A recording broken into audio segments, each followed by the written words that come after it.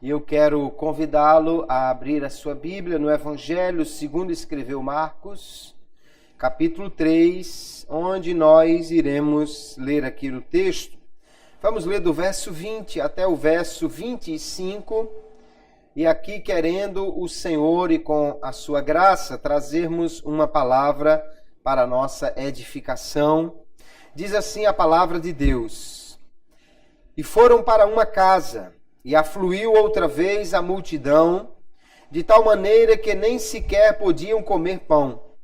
E quando os seus parentes ouviram isso, saíram para o prender, porque diziam: está fora de si. E os escribas que tinham descido de Jerusalém diziam: tem Beelzebu, e pelo príncipe dos demônios expulsa os demônios. E chamando-os a si, disse-lhes por parábolas: como pode Satanás expulsar Satanás? Se um reino se dividir contra si mesmo, tal reino não pode subsistir. E se uma casa se dividir contra si mesma, tal casa não pode subsistir. Amém. Até aqui lemos a palavra de Deus. Nós, olhando para esse texto, queridos irmãos, nós vemos que o Senhor Jesus, ele é mestre por excelência. E ele aproveita todas as situações para nos ensinar princípios muito importantes. Quando Jesus está ensinando, ele utiliza-se muito de parábolas, né? de ditos comparativos, para aí estabelecer princípios que são aplicáveis a muitas áreas da nossa vida. Hoje nós vamos tomar esse texto que lemos aqui e começando com ele, ou tomando um princípio que aqui Jesus estabelece, nós vamos falar sobre o tema uma casa dividida. Vamos falar sobre questões para a família que são muito importantes e que nós precisamos todos considerar a partir deste princípio que Jesus aqui estabeleceu. Há uma necessidade de nós, cada dia, aplicarmos a palavra de Deus a todas as áreas da nossa vida, e a família é uma área muito importante.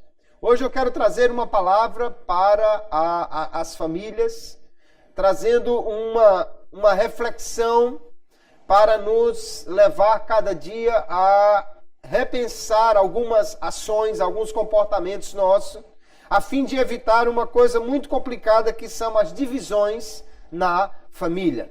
No texto que nós lemos, vemos que Jesus, segundo descreveu aqui o evangelista Marcos, ele está no início do seu ministério.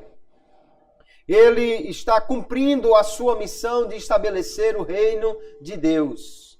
Nos versículos anteriores à nossa leitura, Jesus chamou a si 12 apóstolos, nomeou-os e os enviou para que fossem pregar o evangelho. Deu autoridade a eles para expulsar os demônios. Deu autoridade àqueles homens para que eles pregassem a palavra com poder.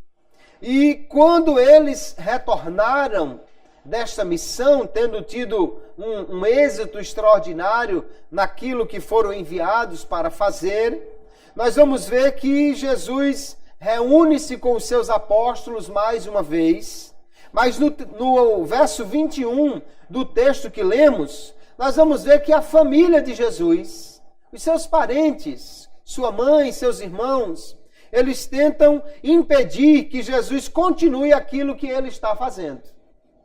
Jesus estava tão focado na sua missão, que diz o texto aqui que nem sequer podiam comer pão, ou seja, eles não tinham tempo nem de fazer uma refeição tranquila.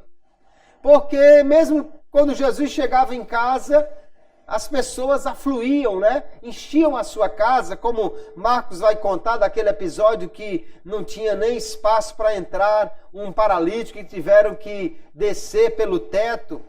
As pessoas de fato estavam tão ansiosas por ouvir a palavra de Deus da boca de Jesus e ver os milagres que ele fazia, que eles não tinham nenhum tempo para parar e fazer uma refeição tranquila. Marcos conta de uma forma bastante veloz aqui todas essas ações de Jesus, os seus feitos, tudo o que ele realizou, nos dando realmente esse cenário de um trabalhador de Deus, né, que está fazendo grandemente esta obra.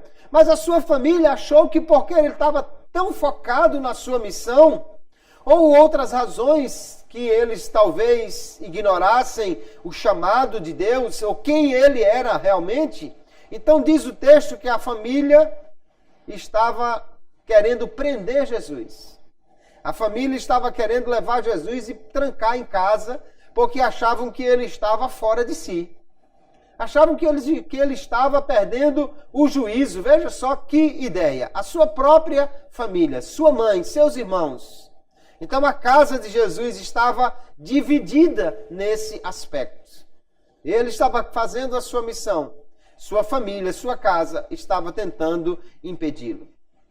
E aí, para piorar a situação, os fariseus vão dizer que Jesus estava expulsando Satanás por Beelzebu, que ele estava se utilizando do poder dos demônios para expulsar os demônios. Jesus então vai trazer um princípio aqui e vai dizer como pode Satanás lutar contra Satanás. Um reino dividido, ele vai cair. E qualquer casa que estiver dividida, ela também vai ter problemas, ela vai cair. Cristo nos alerta então aqui que uma casa dividida contra si mesma não prosperará.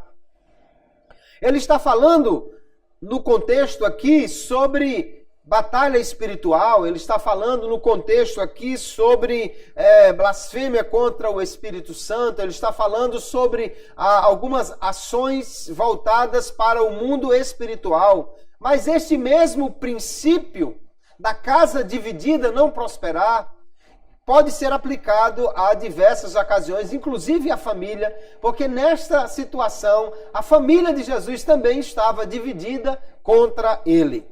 O presidente americano, Abraham Lincoln, ele proferiu um discurso que é um dos mais famosos, em 1858, chamado o Discurso da Casa Dividida.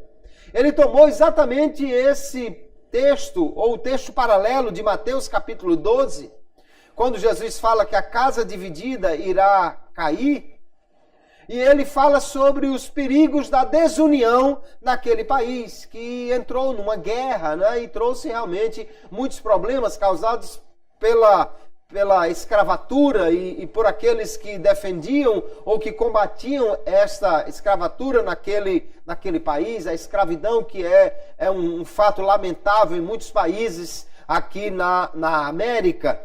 Ali, então, ele aplicou esse princípio da desunião como uma casa dividida que traz muitos problemas.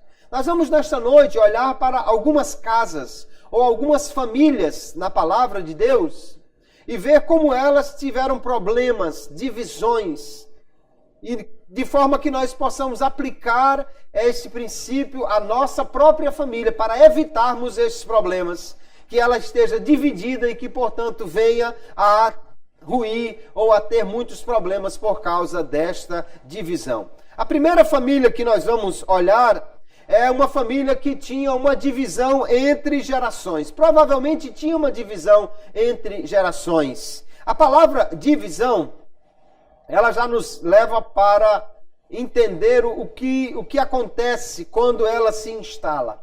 O prefixo di fala de duplo, né? Algo que acontece duas vezes. E visão fala daquela percepção do mundo que nós temos. Quando nós falamos de divisão, então duas pessoas que estão juntas têm visões diferentes sobre o mundo. Têm desejos diferentes, têm ideais diferentes. Duas pessoas que estão olhando para o mesmo mundo, mas tendo uma visão diferente, encontrando propósitos e motivos diferentes para as coisas.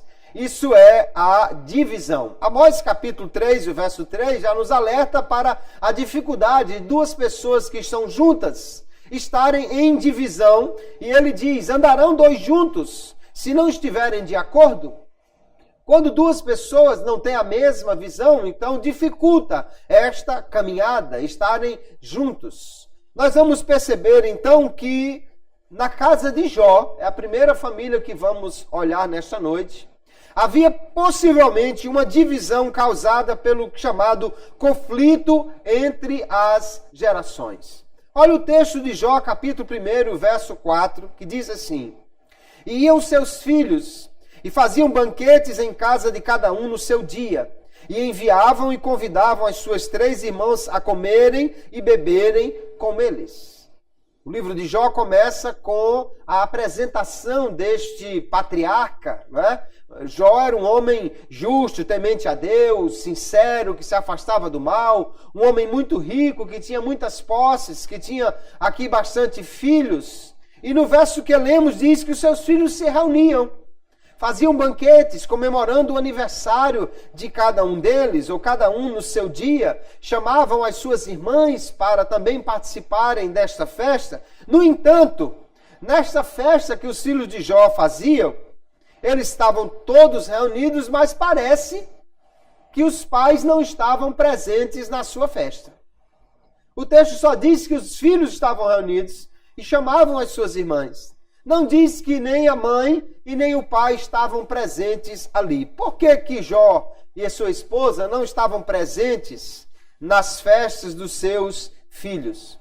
Isso pode configurar, queridos, o que nós chamamos de divisão ou conflito entre gerações. O conflito entre gerações, ele está presente em quase todas as famílias, ou pode estar presente. Numa família, nós temos geralmente algumas gerações presentes, né? O avô, o pai, o filho, os netos. Às vezes, dada a longevidade de alguns, ainda tem ali o bisavô, a bisavó presente. Muitas gerações diferentes, às vezes vivendo sob o mesmo teto ou compartilhando o mesmo espaço, morando bem próximas umas pessoas das outras. E quando há essas gerações presentes, reunidas ali, geralmente também há uma variedade de pensamentos. Há pessoas com ideais, com propósitos, com visão de mundo diferente, conceitos e valores diferentes, o que pode produzir uma competição e gerar muitos conflitos na família. Por quê? Porque geralmente as pessoas mais idosas, elas não entendem as atitudes dos jovens. E por sua vez, os jovens também consideram os idosos desconectados com a realidade do mundo atual. Nós vivemos um período na história da humanidade onde talvez mais rapidamente a tecnologia evoluiu. Tudo evoluiu tão rápido que as pessoas que não acompanharam esta evolução, elas ficaram um tanto perdidas. Elas estão realmente, usando um termo muito próprio para os dias de hoje, elas estão desconectadas das coisas que estão acontecendo. A geração dos nossos pais e dos nossos avós, ela tinha uma vida completamente diferente da nossa vida hoje ou da dos nossos filhos. Há uma diferença significativa. Em primeiro lugar, tudo hoje parece acontecer muito mais rápido. As pessoas se tornaram um tanto prisioneiras da tecnologia. Antigamente você mandava uma carta para alguém, aquilo demorava uma semana para ser entregue. E se a resposta só chegasse um mês depois, tudo bem, é porque demorava um tempo a entregar, a pessoa ainda ia pensar, escrever. Hoje você manda uma mensagem no WhatsApp e 2 minutos depois, se o sujeito não respondeu, você já fica mandando outra. E aí, cadê? Não vai responder não? O que foi que houve? Tudo parece muito mais imediatista nos dias de hoje, né? Antigamente as pessoas estavam acostumadas a pegar o milho ou o café e pilar e moer aquilo para poder fazer a sua comida.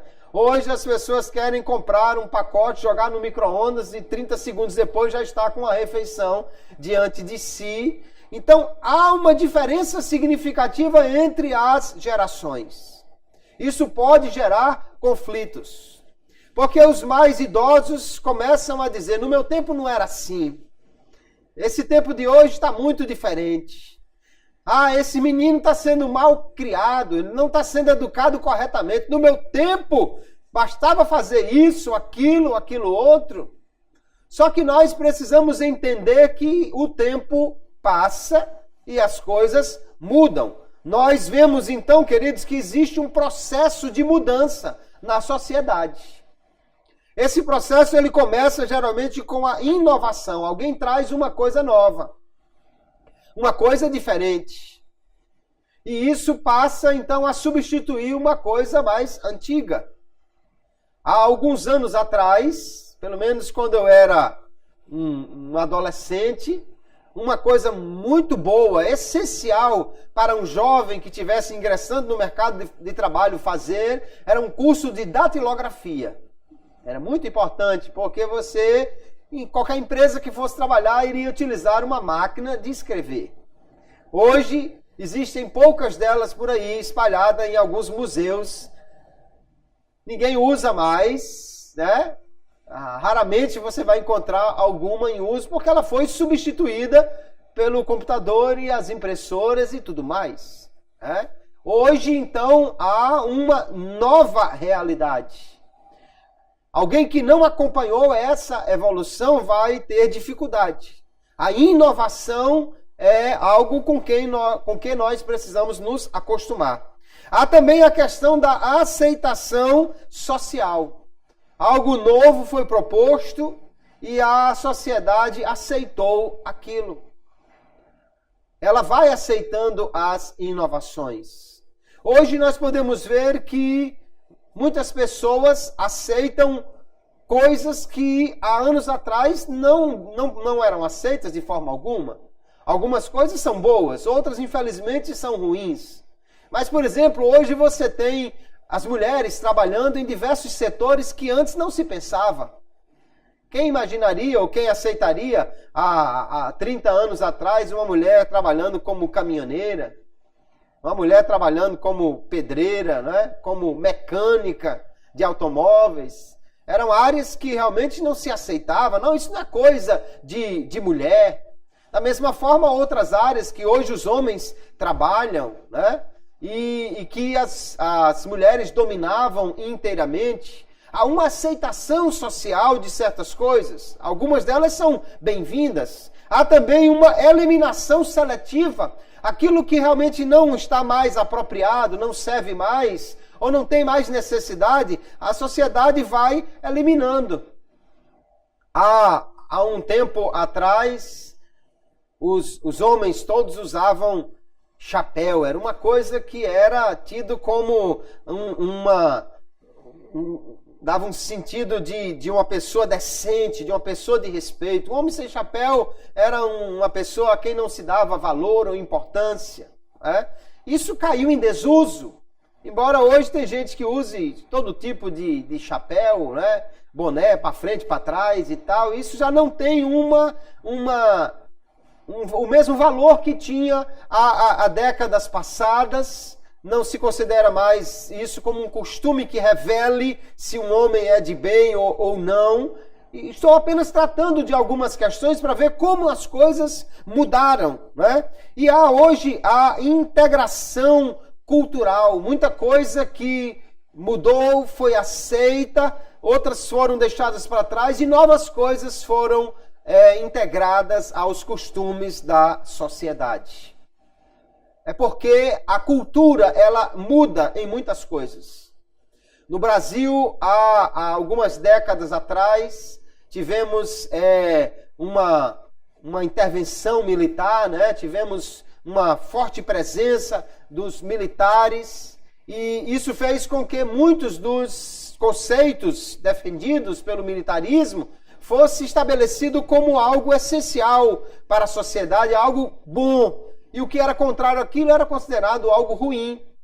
Por exemplo, os militares brasileiros, principalmente, têm o hábito, né, o costume de sempre fazer a barba. A barba, então, naquela época, era tido como coisa de comunista, coisa de gente que vivia na anarquia.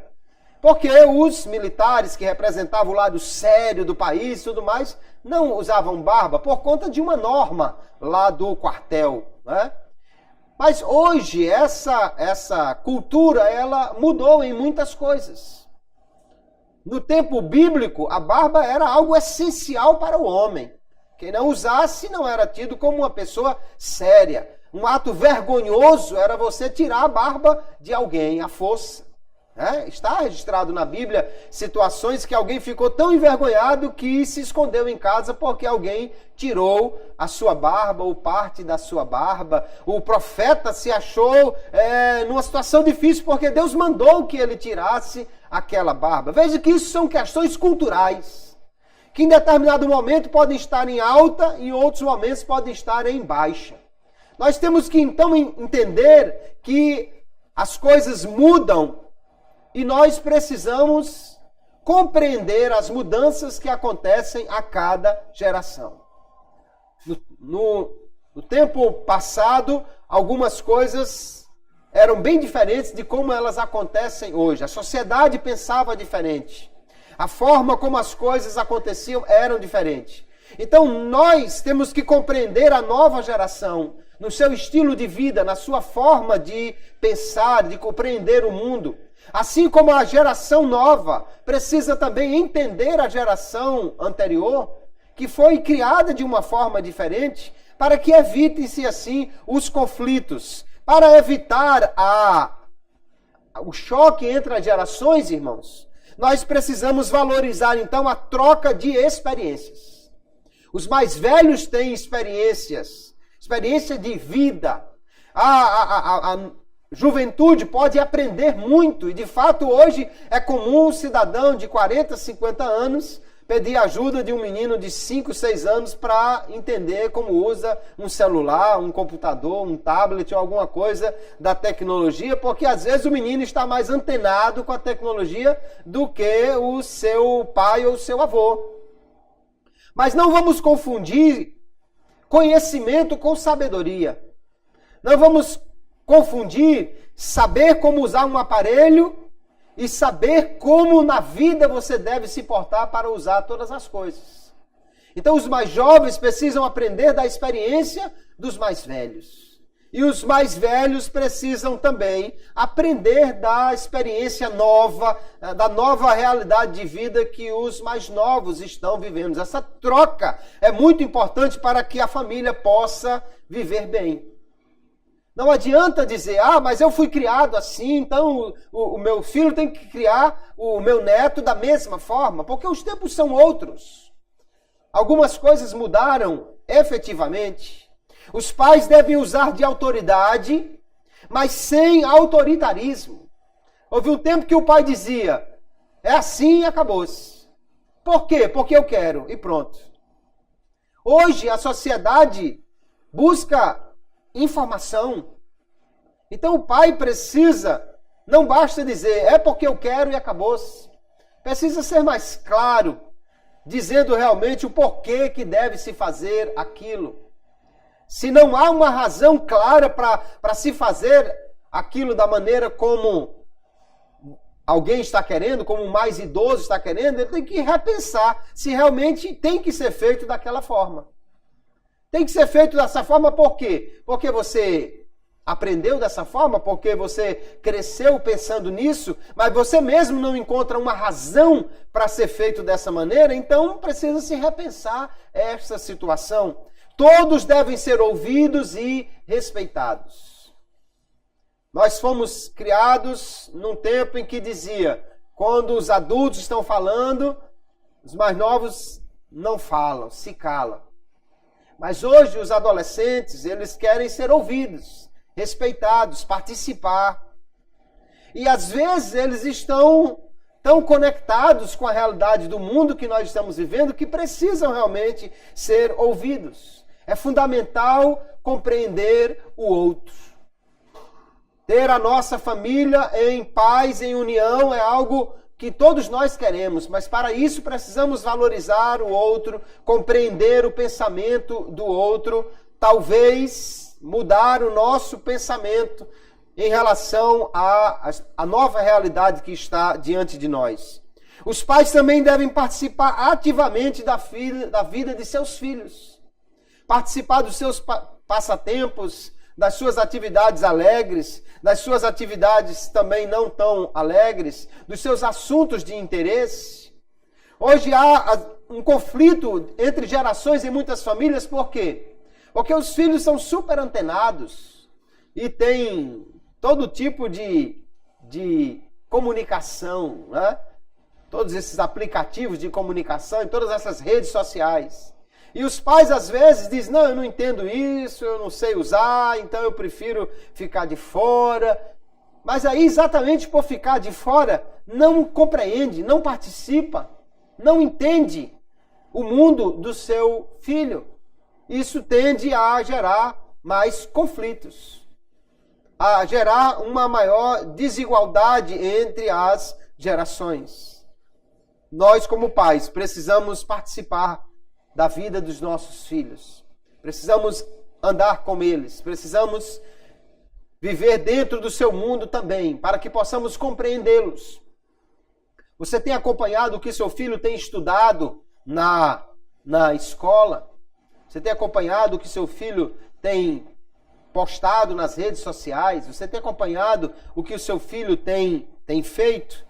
Você promove atividades na sua família que possa envolver a todos? Você procura participar realmente das atividades do seu filho e fazer com que eles também participem das suas atividades? Às vezes o filho não valoriza muito algo que o pai fez ou faz porque não conhece, não viu, não participou, não está presente ali. Que tal levar o menino para passar um dia no seu trabalho, mostrar a ele, ensinar aquilo que ele deve fazer ou como era feito? Nós podemos então trabalhar para evitar o conflito entre as gerações na nossa família. E diferentemente de Jó, participar das festas que os meninos fazem. Não, esse menino tem a história de umas raves aí, um negócio esquisito, uma luz, uma música que eu não gosto. Eu gosto daqueles hinos antigos e tal, eu não vou não. Mas exatamente por não participar, não compreende a vida do outro e gera o conflito entre as gerações. A segunda família que nós iremos olhar e entender como uma casa dividida, as divisões na família, elas podem surgir e causam muitos problemas, é a casa de Isaac. Na casa de Isaac havia uma divisão na família, causada pelo fato de os pais terem filhos favoritos. O favoritismo na família, isso é um grave problema. Olha o texto de Gênesis capítulo 25, verso 27. Diz assim: e cresceram os meninos, e Esaú foi varão perito na caça, varão do campo. Mas Jacó era varão simples, habitando em tendas. E amava Isaque a Esaú, porque a caça era de seu gosto, mas Rebeca amava a Jacó. Veja o problema aqui. 2 filhos bem diferentes. E os pais, cada um tinha o seu filho favorito. Essa história começou um pouco antes. Abraão teve também 2 filhos. Mas um foi o seu favorito, Isaque.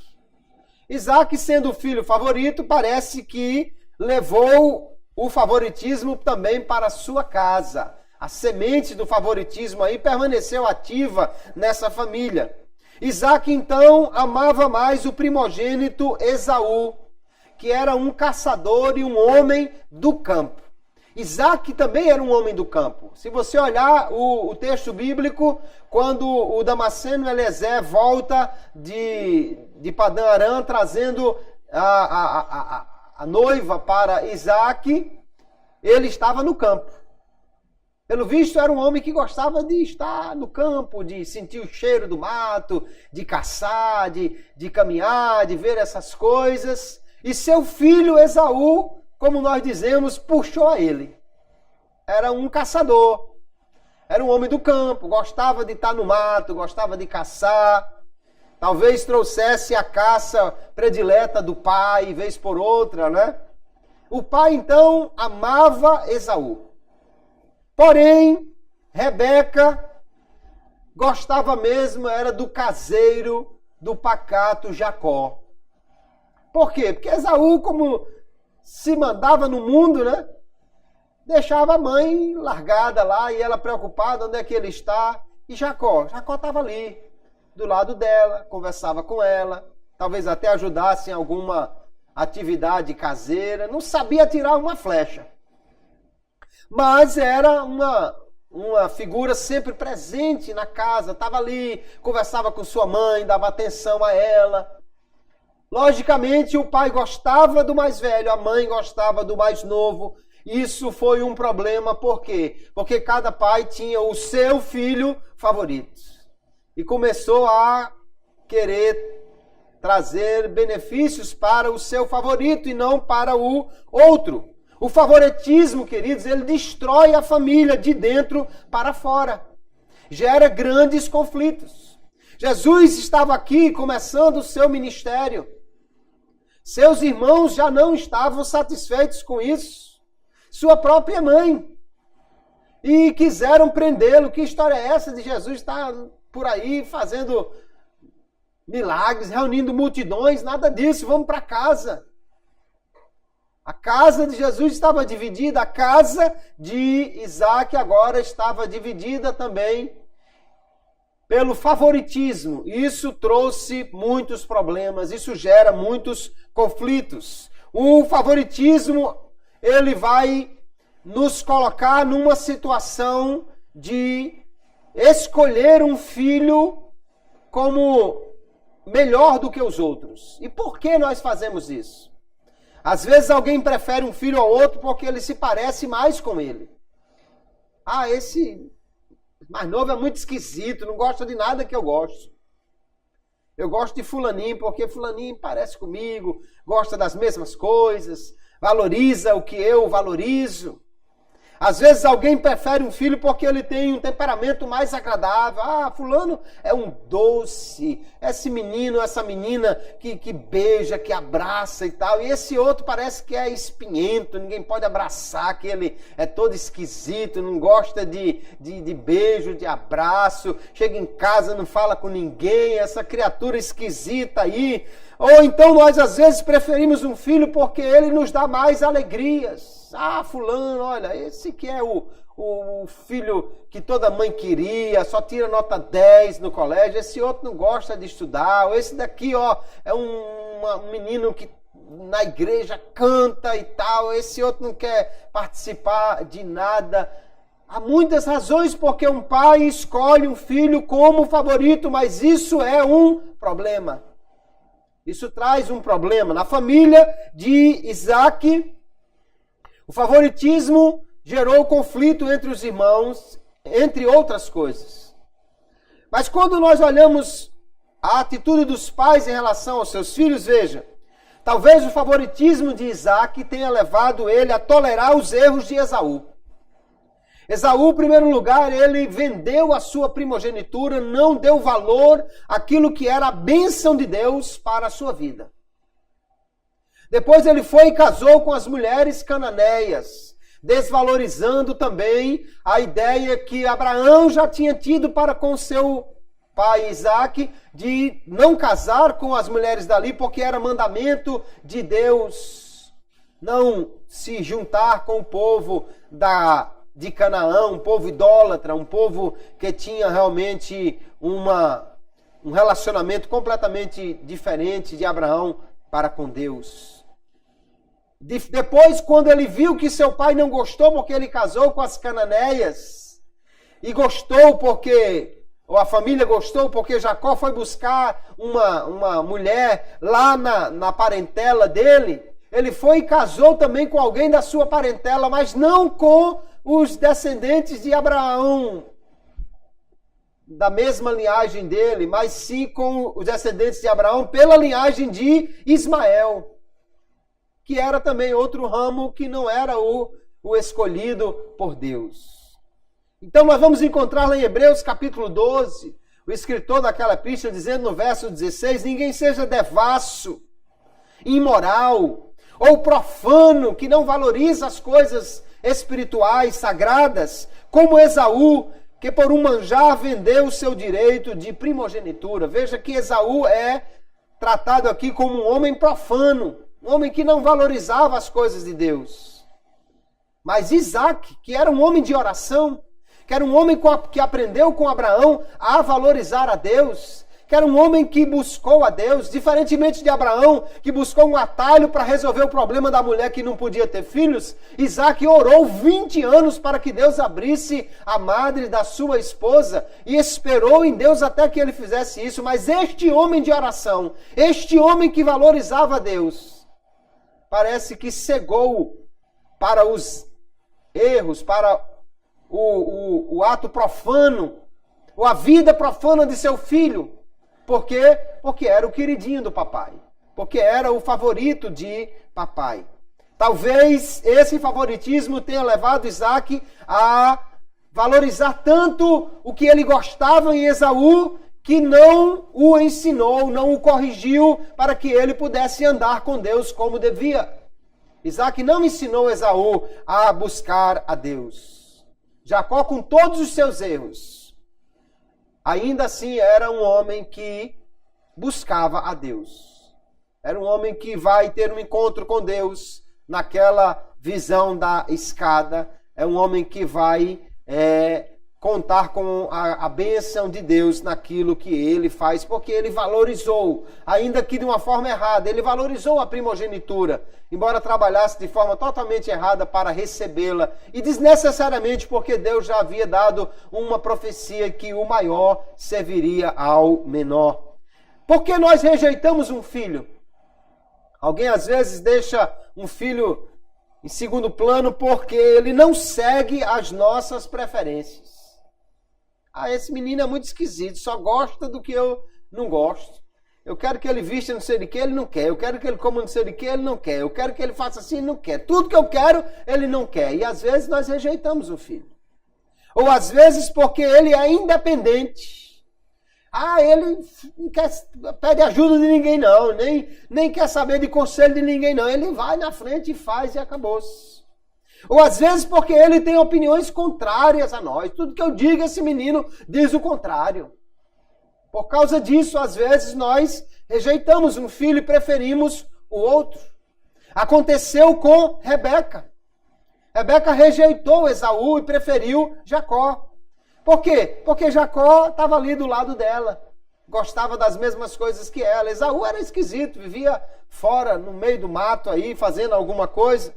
Só que também essa preferência de Rebeca por Jacó fez com que ela usasse de engano para que ele fosse o beneficiado. Ora, meu amigo, ninguém precisava reforçar o engano na vida de Jacó, porque ele já nasceu com essa marca.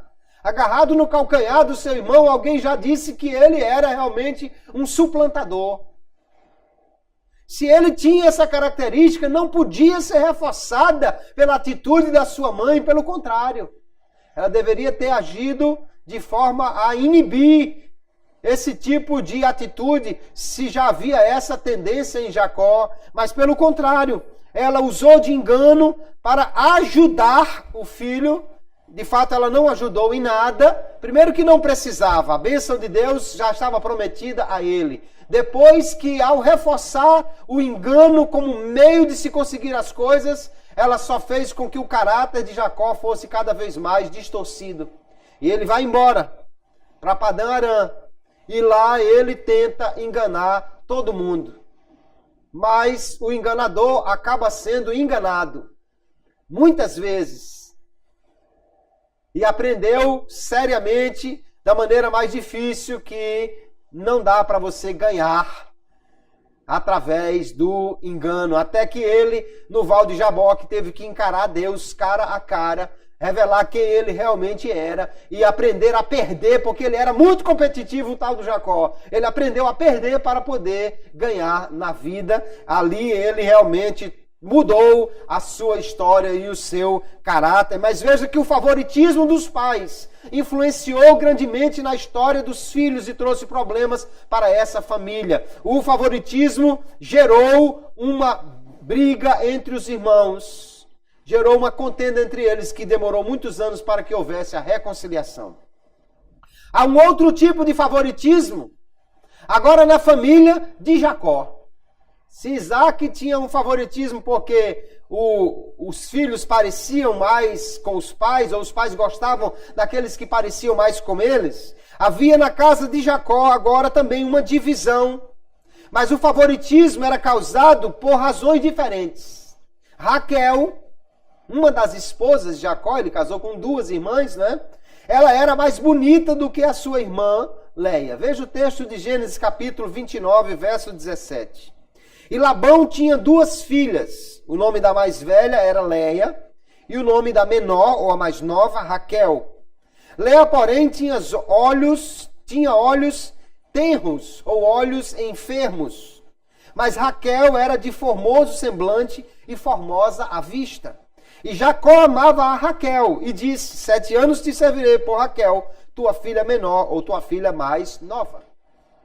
Jacó chegou na casa de Labão, seu tio, conheceu as suas filhas. Alguém na tradição judaica acha que elas eram gêmeas, outros acham que eram de idades diferentes. O fato é que Raquel foi que chamou a atenção de Jacó porque ela era bonita. Ela era muito bonita. Jacó apegou-se a ela e disse que iria trabalhar 7 anos para casar com ela. Assim foi feito o acordo, mas no dia do casamento, quando a noiva entra lá para a tenda e certamente, talvez até por questões de vergonha e tal, né? Havia um véu, havia escuridão na tenda. O fato é que no dia seguinte, quando Jacó pôde ver o que tinha acontecido, não era Raquel que dividiu a tenda com ele naquela noite, mas Leia. E ele foi lá conversar com Labão. Mas tinha 2 princípios naquela casa que talvez ele não tivesse entendido. O primeiro é por minha conta, é que Labão disse para ele: não aceitamos devolução. Mas o princípio que Labão realmente diz para ele contraria o que aconteceu na casa de Jacó, porque ele diz assim: não, aqui o mais novo não passa na frente do mais velho. Lá na casa de Jacó aconteceu exatamente isso. O mais novo tomou o lugar do mais velho. E Labão diz: aqui não. Aqui o mais novo não toma o lugar do mais velho. Primeiro casa a mais velha, depois casa a mais nova. Então eu vou trabalhar mais 7 anos por essa daí, tudo bem. E ele trabalha então mais 7 anos para poder casar com Raquel, a sua preferida. Ficou bem estabelecido desde o princípio qual era a preferência de Jacó. Depois, Jacó também, entre os 12 filhos e mais uma filha que ele teve, ele elegeu um favorito, que era o primeiro filho da sua esposa amada Raquel. O nome dele era José.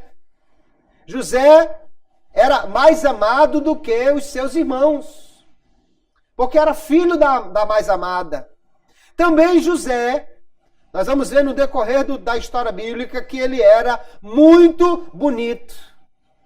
A Bíblia não elogia muito a aparência, principalmente dos homens. Quando ela faz, nós podemos ter certeza que o cara era bonitão, realmente. Diz a Bíblia que ele era muito bonito e também muito habilidoso. Um excelente administrador. Então o que aconteceu? Seu pai o preferiu em relação aos seus irmãos, diz o texto, Gênesis 37. E Israel, ou Jacó, amava a José mais do que a todos os seus filhos, porque era filho da sua velhice. E fez-lhe uma túnica de várias cores. Vendo, pois, seus irmãos que seu pai o amava mais do que a todos os seus irmãos, aborreceram-no e não podiam falar com ele pacificamente. Veja que o favoritismo aqui fez com que de novo houvesse contenda entre os irmãos. Só que agora a coisa piorou, porque no caso de Jacó era 1 contra 1. Aqui era 11 contra 1 e a situação ficou difícil para José. Era o filho preferido. Seu pai, vendo que ele era muito bonito, vendo que ele era um excelente administrador, era filho da sua mulher amada e já era filho da sua velhice, ele então disse, não, você não vai para o campo trabalhar aí, deixa esses outros trabalharem na enxada, trabalhar no sol pesado, trabalhar, você vai ficar em casa comigo, vai me ajudar a administrar, vou lhe dar uma roupa de gente bacana para você ficar em casa aqui, só administrando as coisas comigo, você vai ser o meu gerente aí para ver como é que seus irmãos estão. Isso trouxe um problema muito sério para o José. Nós, por acaso, na nossa família também, irmãos, nós demonstramos mais afeto a um filho porque ele é mais bonito? Porque ele é mais habilidoso? Porque ele tem mais capacidade? Ou nós permitimos que outros demonstrem isso? É um problema. Se você tem um filho mais bonito do que o outro ou do que os outros, você vai ter que administrar isso aí. Porque se você deixar que todo mundo chegue na sua casa e só elogie o bonitinho, a bonitinha, e os outros fiquem feito filho de coruja, esquecidos lá, você vai ter uma dificuldade. Você vai gerar um favoritismo na família. Um favoritismo que é ruim para o considerado favorito e ruim para os outros que vão se sentir desprestigiados. Há muitas famílias, irmãos, que não sabem administrar isso aqui e causam um grave problema. Ah, todo mundo só gosta de fulaninho. Ah, mamãe só gosta de cicraninho. E ela pode até apresentar as suas razões. Ah, mas porque ele chega aqui, me beija, me abraça, sei o quê, vocês tudinho, não querem nem saber de mim. Ah, porque ele é muito inteligente, vocês não querem saber de estudar. Ah, porque ele é muito habilidoso, ele sabe se virar desde pequeno que ele trabalha e vocês são um bocado de preguiçosos, não querem fazer nada. Independentemente de qual seja a razão. Se nós considerarmos um filho mais bonito, mais habilidoso, mais inteligente, mais isso, mais aquilo, e o preferirmos por causa disso, nós vamos gerar conflito dentro da nossa família. Aconteceu na família de Jacó com José, acontecerá em qualquer uma que deixe haver essa divisão na família pelo favoritismo, pelo simples fato de um filho ser melhor em alguma coisa. Nós temos que ter cuidado. O favoritismo causa divisões, causa contenda, causa ódio, causa inveja e grandes conflitos, grandes atritos em qualquer família. Nós precisamos evitar isso. Como nós podemos evitar o favoritismo, queridos? É uma coisa que nós precisamos pensar. Ou alguém pode dizer assim, não, na minha família esse tipo de coisa não acontece ou não vai acontecer. Mas olha, o conflito na família pode acontecer em qualquer família. Independentemente da época em que ela viva, uma família pode enfrentar grandes conflitos. Nós já vimos que teve conflito na família de Jó, teve conflito na família de Isaac, teve conflito na família de Abraão, teve conflito na família de Jacó, também teve conflito na família de Moisés. Miriam e Arão, seus irmãos, não aceitavam a sua posição privilegiada diante de Deus. Os irmãos de Davi também desprezaram ele porque ele era o mais novo, porque ele era o menor, mas a si mesmo foi destacado como sendo escolhido por Deus. E os irmãos de Cristo, nós vimos aqui que eles se opuseram a ele. Seus próprios irmãos estavam querendo prendê-lo. Mas adiante em João capítulo 7 diz que seus irmãos não criam nele e ficaram meio que debochando. Que aí, você não vai não lá para a festa? Você não é o Messias? Você não quer aparecer? Você não é o cara das multidões? Por que você não vai lá para a festa? Jesus disse, não, pode ir, vocês não está no meu tempo ainda. Seus irmãos não criam nele. Se havia conflito até na família terrena de Jesus, Pode acontecer na minha, na sua, em qualquer família, pode acontecer os conflitos, nós precisamos ter cuidado com isso. Numa família grande, hoje já é difícil você encontrar uma família grande, né? Antigamente era muito fácil você chegar numa casa e ter 10 filhos, 9 filhos, 8 filhos. Hoje, geralmente, as famílias só querem ter 1 ou 2 filhos quando querem ter filhos. Mas uma família maior, é muito fácil surgir alguém como favorito. É muito fácil um dos filhos também se sentir excluído, porque ele é meio diferente, porque ele é meio esquisito até. A melhor maneira, queridos, de resolver essas coisas é uma conversa franca. Você é um irmão que se sente excluído? Você é um filho que se sente desvalorizado na sua família? Converse com seus pais sobre isso. Você talvez ache que na sua família há algum filho seu ou de um parente próximo que está excluído, que está sendo preterido. Converse sobre isso.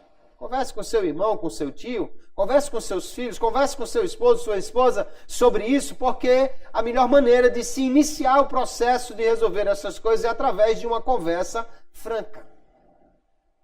Para os não casados também, às vezes, pode haver favoritismo entre os amigos, né? Tem o seu amigo predileto e você deixa os outros de lado. Isso pode causar um problema também. É importante resolver essas coisas. O primeiro passo a se dar é se conversar sobre o assunto para se resolver o problema.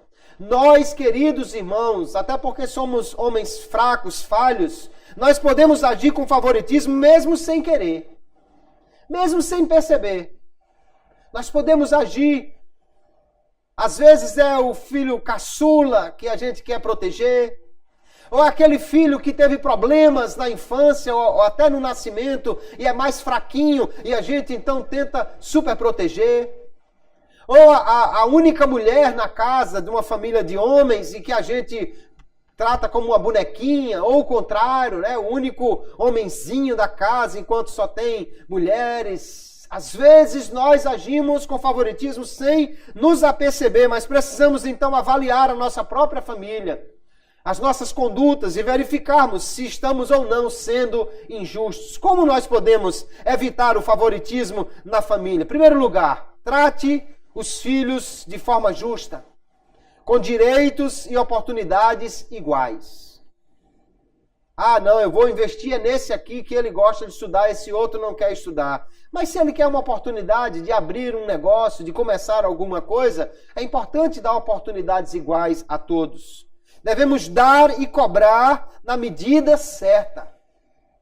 Não é porque esse é mais carente ou é mais afetuoso que agora eu vou passar a mão nos erros dele. Aconteceu com Isaac em relação a Esaú. Olha o problema que isso trouxe. Não podemos deixar de cobrar mesmo o filhinho querido do papai ou da mamãe, porque senão isso vai estragar o seu caráter. Nós precisamos valorizar cada um por suas qualidades pessoais. Se um filho ele não é muito de abraçar, porque ele é meio independente, mas a independência dele geralmente vai levar a ser uma pessoa com mais iniciativa na vida. Então valorize essa qualidade do seu filho. Veja quais são as características positivas que você encontra na vida dos seus filhos. Elogios, não somente em casa, mas publicamente por essas coisas. Porque às vezes alguém só vai enxergar o lado negativo.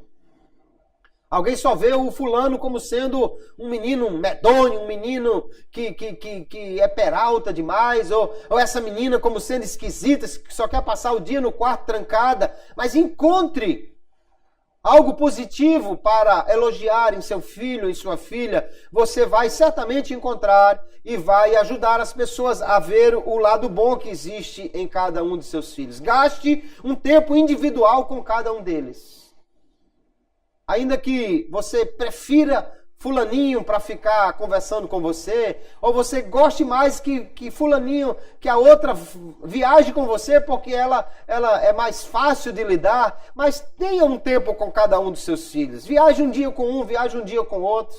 Saia para resolver uma coisa com um, saia no outro dia com o outro. Mas esse outro é muito trabalhoso, eu tenho que ficar de olho nele, senão ele foge. Mas saia com ele também, tenha um tempo também com ele. Senão isso vai fazer com que ele se sinta excluído. Tenha um tempo de sentar, de conversar, de fazer um lanche, um picolé na praia, uma água de coco, alguma coisa, sozinho com aquele filho ou com aquele outro, com cada um deles. Eles vão se sentir realmente valorizados por esse tempo. Ame-os incondicionalmente, como eles são. Você não pode amar as pessoas somente porque elas estão de acordo com a sua preferência. Nós precisamos amar os nossos filhos da maneira como eles são.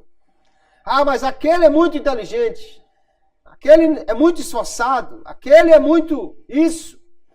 E às vezes nós queremos atribuir sucesso a essas coisas. Fulano está aí, passou por média, foi aprovado. Fulano está aí, já conseguiu um emprego. Isso é sucesso. Esse outro só quer ficar aí tocando violão e não sei o quê. Mas o sucesso depende do propósito, do projeto de vida de cada um.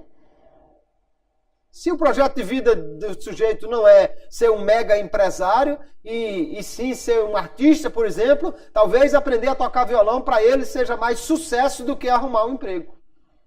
A questão é que nós precisamos valorizar os filhos pelo que eles são e principalmente amá-los incondicionalmente, independentemente de eles também terem a mesma resposta, deles também nos amarem ou demonstrarem afeto de volta. Nós precisamos amá-los porque eles são nossos filhos. Nunca faça comparações entre os irmãos.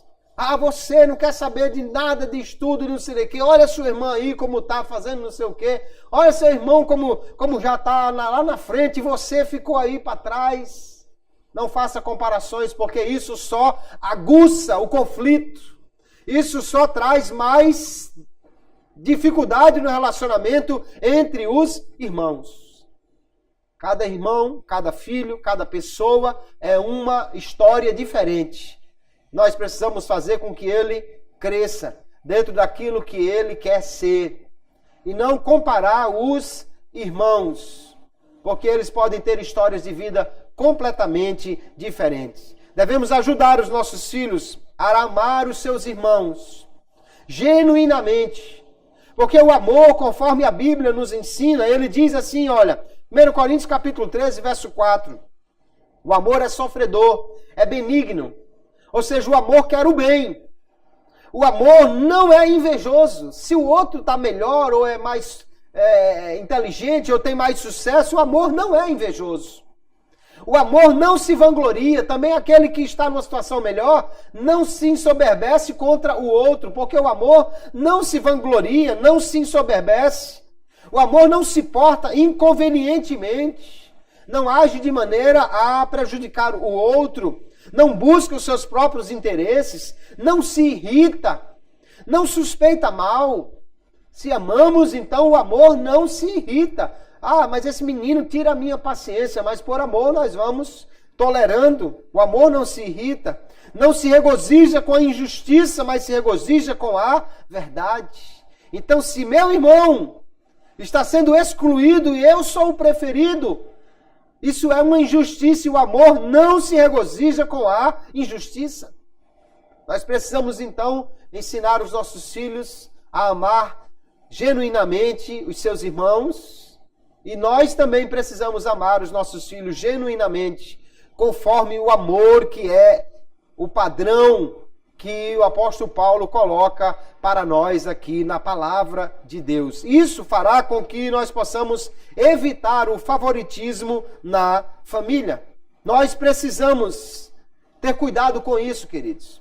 Se um filho é mais fácil de gostar, se um filho é mais amoroso, se um filho é mais inteligente, se um filho é mais bem-sucedido, nós precisamos ficar muito alertas, então, para não criar favoritismo a favor desse filho. Até porque o favoritismo não favorece o favorito.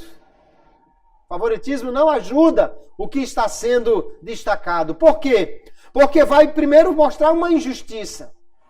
Depois pode criar uma brecha para que ele tire vantagem disso e prejudique o seu caráter. Então ele vai aprender que bajulando as pessoas ele vai ter vantagem. Ele vai aprender que se ele for bonzinho com as pessoas, ele vai ter vantagem. Ele vai aprender a ser dissimulado e fazer o que as pessoas gostam, porque assim ele vai ter vantagem. Isso pode trazer uma série de deturpação no caráter de um filho, como aconteceu com Jacó em relação ao tratamento que sua mãe deu para ele. Nós precisamos ter cuidado com isso. Então, o que fazer? Envolva toda a sua família em atividades, de forma que possa causar uma maior integração entre os seus filhos. E uma excelente atividade para fazer com toda a família é o culto doméstico. Reúna a família, cante, ore, leia a palavra, faça, se possível, diariamente. 5 minutos, 10 minutos, 15 minutos que você tirar para fazer o culto em família. Isso vai ser uma bênção. Os filhos vão poder orar uns pelos outros. Um dia você dá a oportunidade a um para fazer a leitura, no outro dia dá a oportunidade a outro. Outro dia você pede a um para orar, outro dia pede ao outro. Ensina os filhos a buscar a Deus, a agradecer as bênçãos. Isso vai causar maior união na família, porque nós entendemos que família que ora unida, vence unida e permanece unida. Envolva também a família em ministérios na igreja. Procure incentivar seus filhos a cantar no conjunto, a participar na evangelização, a vir para os trabalhos de oração. Traga ele um dia para o culto matutino, para a oração no outro horário. Vá com ele à vigília, venha com ele para o culto de ensino, porque ele vai aprender também a valorizar essas coisas e poderá logo mais estar envolvido na obra de Deus, desenvolvendo os talentos e os dons que ele recebeu. É uma bênção ter a família na igreja servindo ao Senhor. E cada um então vai encontrar o seu espaço. Quem gosta de cantar vai cantar, quem gosta de tocar vai cantar, tocar, quem gosta de pregar vai pregar. Cada filho vai poder desenvolver o seu espaço, o seu conjunto de habilidades na casa de Deus. Então, queridos irmãos, as divisões na família são um problema. Uma casa dividida, Jesus disse que ela não prosperará. E nós temos que ter cuidado para evitar essas divisões na família. A melhor maneira de resolver isso é com sabedoria, com prudência. Provérbios 24:3 diz que com sabedoria se edifica a casa, com prudência ela se firma. Nós precisamos ser sábios, buscar de Deus sabedoria para edificar a nossa casa. Devemos então manter o que é essencial, o que não podemos abrir mão, o que é essencial, aquilo que é a doutrina da palavra de Deus, aquilo que é o bom costume que realmente precisa ser mantido, isso tem que ser mantido. Ensinar o filho a não ser injusto, a não trazer para casa o que não é dele, ensinar o filho a ser educado, isso são princípios que não podemos abrir mão. Mas também devemos compreender as coisas secundárias que podem ser diferentes. Esse menino gosta mais de se vestir desse jeito, esse outro gosta mais de cortar o cabelo desse outro jeito. Essa menina prefere isso dessa forma, esse tipo de hino, de música e tal. Nós precisamos compreender. Nem todo mundo vai gostar das mesmas coisas que nós gostamos. O que não pode haver é a quebra de princípios absolutos. Se a filha quer se vestir de forma imoral, aí não. Mas porque ela gosta de uma cor diferente, ou ela gosta de um estilo de roupa diferente, isso não quer dizer que ela esteja errada. Nós precisamos manter o essencial e ser mais flexíveis naquilo que é secundário. Devemos agir com prudência, com respeito a todos, valorizando o que cada um tem de melhor, para não causar conflito entre as gerações. Nossos pais têm uma vida, uma história. Nossos filhos têm outra vida, outra história. Não podemos querer pegar a história dos pais e replicar na história dos filhos, porque isso seria um problema. Favoritismo é uma injustiça contra o valor do filho que é excluído. Ele foi excluído porque não é o mais bonito. A beleza diz que está nos olhos de quem vê. E pode ser que ele não seja tão bonito por fora e seja muito belo por dentro.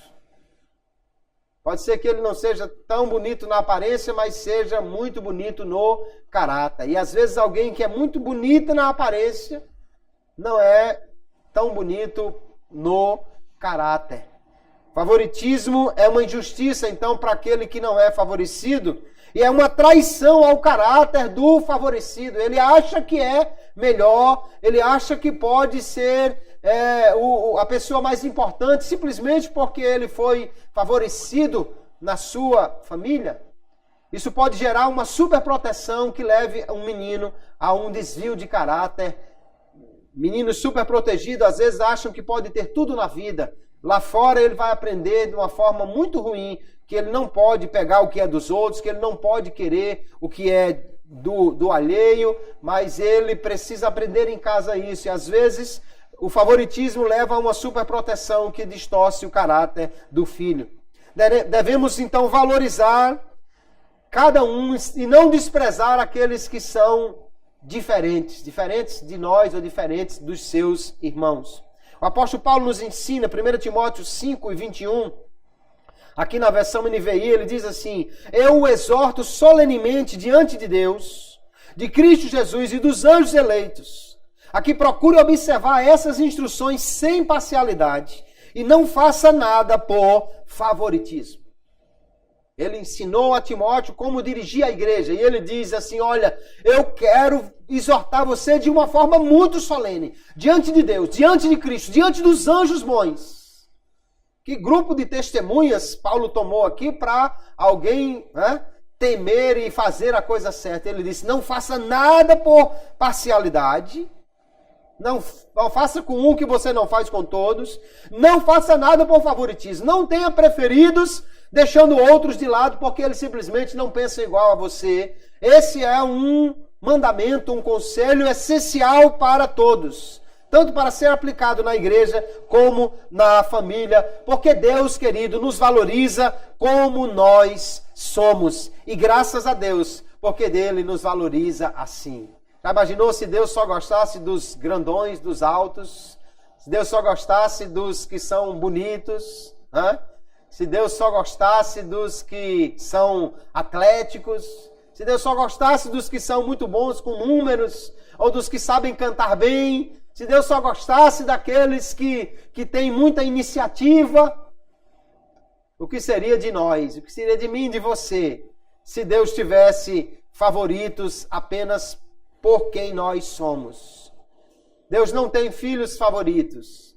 Obviamente Ele abençoará mais aquele que estiver disposto a obedecer a Ele. A fé, a obediência são realmente os únicos requisitos que Deus quer de qualquer homem.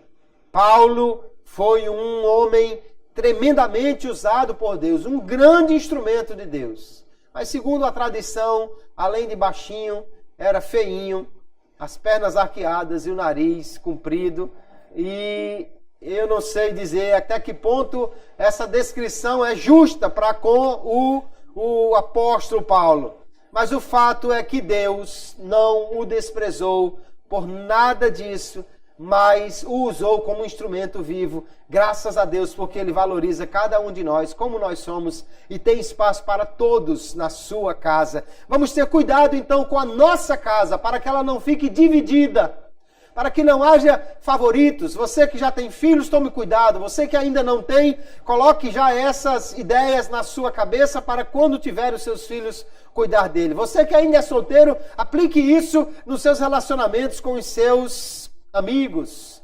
Não valorize só aqueles que são destacados, mas seja amigo de todos. Certamente, uma casa que não tenha divisões, ela será mais forte e prosperará. E assim deve ser a nossa casa. É isso que Deus quer para nós. Que Deus nos ajude, que a nossa casa não esteja dividida, mas prospere grandemente e tenhamos uma família sólida e abençoada por Deus em todas as coisas. Que Deus abençoe a todos no nome de Jesus.